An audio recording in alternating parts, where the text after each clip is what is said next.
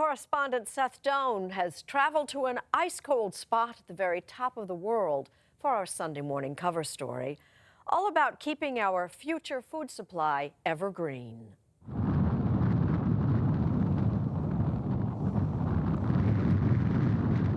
Up here on this Arctic tundra in Svalbard, Norway, about halfway between Oslo and the North Pole, there are no gardens, no trees. Yet deep beneath this barren surface lies the largest concentration of agricultural diversity anywhere on Earth. You wouldn't imagine that all of the world's seeds would be here. It seems very unlikely, doesn't it? This angular concrete structure seems more modern art museum than seed storage vault. It impresses even before entering. Why keep all of these seeds here? First of all, it's really cold here. Cold outside and even colder inside. And that helps to conserve the seed. American agriculturalist Carrie Fowler, this is a cooling system going back into the mountain, heads this international effort to safeguard the sources of the world's food supply, one that's designed to outlast any disaster and ultimately all of us. It's very cold back here, and the rock keeps the cold. Just how cold was clear from this. It really sets the tone here, this wall of ice. Ice crystals, yes. So let's go quickly. Let's go in. Behind that icy door are racks and racks of boxes in storage at 0 degrees. Colombia and Peru, Canada back there. Sent from nearly every country. I like these boxes. These come from North Korea. Wow, the DPRK. They are really sturdy.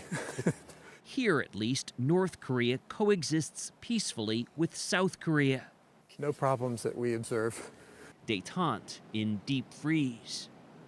Here's my hand is resting on a wheat collection from Mexico. And we've got more than 150,000 different varieties of wheat in this room. Why do you need that much wheat? The most important thing is that it represents everything that wheat can be in the future. So those different varieties have different traits. Maybe one is higher protein and another one is resistant to a particular insect or disease. And we need that collection of traits because we don't have a crystal ball. We don't know what's coming in the future, and we don't know which of those traits will be useful or important. So the idea behind this whole venture is to save all the pieces of the puzzle. All right, go ahead and put that one in there, and you guys stir it up. One piece of that puzzle is the prized possession of the Richelli family from Des Moines, Iowa. A thin-skinned Italian pepper that's been a part of their family dinners for centuries. I got the seed when I got married, and I got married at 21. The seed was a gift from Teresa Richelli's mother 71 years ago. Her grandson, Chad Ogle Richelli, says the pepper is now a family heirloom. It could be that wedding dress, that diamond ring that's been passed on, or those things are some of us hold dear to our heart, and this seed is definitely that type of fulfillment with us. The family never found anyone else anywhere with the same pepper, so they asked their local seed bank, Seed Savers Exchange, to help preserve it. John Torgrimson is the director. We represent a lot of amateur gardeners who have saved seeds in their family or in their communities, who have entrusted us the protection of those seeds. And Svalbard gives us an insurance policy where we can put our seeds there. It belongs to us. We can reclaim them at any time. There are 1,700 seed banks worldwide of varied size and state of repair, but this one in Norway is known as the Doomsday Vault. It's a backup for the whole system, designed to last for thousands of years. So, for instance, when a typhoon tore through this bank in the Philippines, destroying everything inside, all was not lost. Or when war destroyed seed banks in Iraq and Syria, the seeds were safe here. So we protect, yes, against some of the natural disasters, war and civil strife and hurricanes and floods and fires, but we also protect against anemic budgets and budget cuts and stupid human mistakes as well.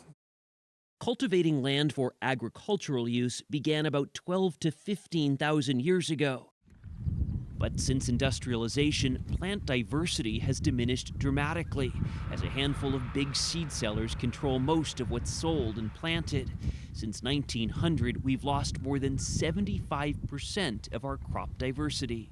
And I just thought enough is enough. We have the technology, we have the smarts, we know how to conserve seed. And so why can't we figure out how to have a facility somewhere that's really safe and where we can save the seeds long term without any dangers? The big question was where to put it. In 2008, that search led Fowler and the Global Crop Diversity Trust here to Svalbard. It's politically stable, cold, and most essentially, remote. Pictures from Carrie Fowler's new book show off Svalbard's rugged beauty. It's a place with more polar bears than people. Folks here carry rifles when leaving town as polar bear protection, and they sled to school. Svalbard also happens to be a spectacular place to catch the northern lights. We are on the edge, that's for sure. The edge of the world. Yeah. You can make 2,000 liter beer per batch. Robert Johansson, who brews a good Svalbard Pilsner, came up here as a coal miner. Skål. In 28 years, he's adjusted to the long polar nights, months with no sunlight. So what is this appeal with being up here? Many people have tried to explain what it is. The nearest I can tell you, it's like to being a little bit in love. I kind of got starstruck when I entered. Starstruck? Yeah. By Svalbard? Yeah. Muna Barlian calls the draw to this place polar fever. Do you need some information? She works in the local tourism office where she fields a lot of questions about the vault. They ask about entering the seed vault to actually see how it's like, all the seeds, all the richness it represents. Yeah. Alas, tourists are not allowed inside the air-conditioned vault, which holds more than 500 million seeds from 930,000 varieties, and which, as of a few weeks ago, now includes the Richeli's pepper seed. The Iowa Bank packed up the duplicate seed, and we were in Svalbard to watch it be placed into the vault. All the seeds in the seed vault have taken a similar kind of journey. I think a lot of people would say, wow, this is incredible that there are all of these seeds up in Svalbard, good idea, but it probably doesn't really affect me personally.